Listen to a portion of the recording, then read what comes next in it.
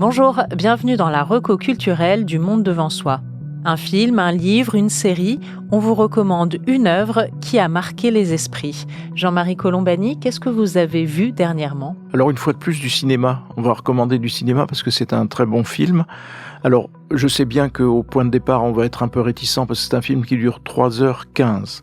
Donc on se dit oh là là, c'est beaucoup. Et en fait on se laisse emporter complètement par l'histoire et par ce qui est décrit. C'est un film de Xavier Giannoli qui porte sur la période qui s'étend entre l'année 1940 et la Libération, 1945, qui s'appelle Des rayons et des ombres, et qui retrace la vie dans cette courte période, mais combien décisive, d'un patron de presse qui au départ est pacifiste, modéré, et qui termine dans la collaboration, mais la collaboration la plus dure, et qui termine sur le poteau d'exécution parce qu'il sera fusillé à la Libération.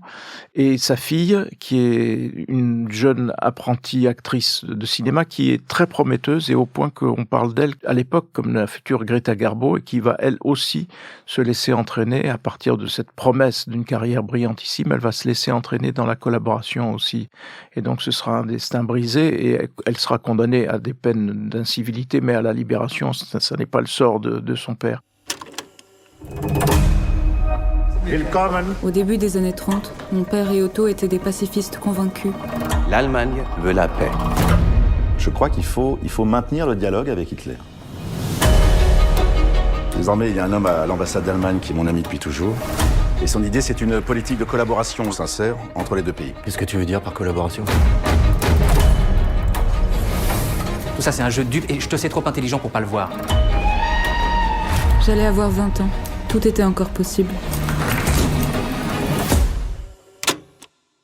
Et donc, il y a ces trois personnages qui font le film. Il y a d'abord donc le père, la fille, qui est future actrice, et l'ambassadeur d'Allemagne nazie à Paris, Otto Abetz, qui est en lien d'amitié avec le patron de presse français, et qui, tous les deux, avaient ceci de particulier que, dans les années 30, ils étaient pacifistes.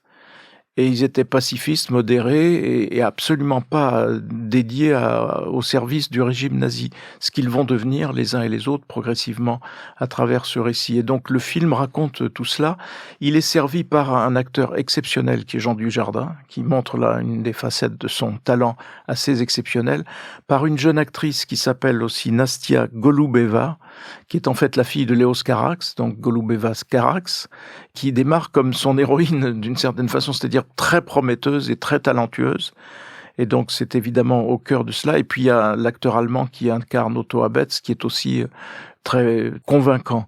C'est un film qui a entraîné pas mal de polémiques, notamment polémiques historiques dans les jours qui ont suivi sa sortie. Oui, j'allais dire comme le font toutes les œuvres qui traitent de cette période et qui donnent lieu toujours à des discussions, à des polémiques. Alors, certaines sont justifiées parce que dans le film, qui est une œuvre d'un cinéaste, mais qui n'est pas un historien, il y a quelques erreurs ou quelques incohérences, quelques fautes, notamment par exemple lorsque le personnage que joue Jean Dujardin, patron de presse, donc qui devient collaborationniste, antisémite, etc., lorsqu'il est arrêté à la Libération, il n'est pas arrêté, comme le montre le film, par une escouade de résistants, tous moins recommandables les uns que les autres, mais par l'armée américaine. Vous voyez, il y a des choses comme ça tout au long du film qui peuvent être contestées, mais qui n'entament pas parce qu'on soupçonne toujours ces œuvres portant sur cette période d'accommodement un peu trop facile ou de complaisance vis-à-vis de la collaboration au nom du fait que les choses n'étaient pas tant blanc et noir, mais étaient plutôt grises. Les choses étaient peut-être grises, mais enfin, il y avait quand même des gens qui avaient choisi la résistance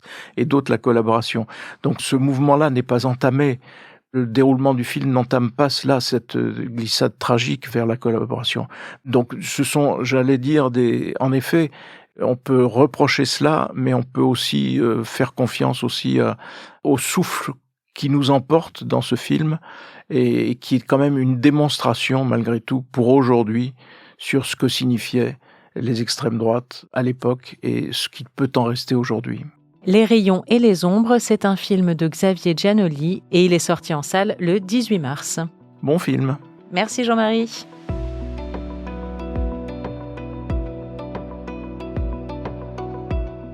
Le Monde devant soi est un podcast produit par Slate Podcast. Production éditoriale et présentation, Hélène Decomer.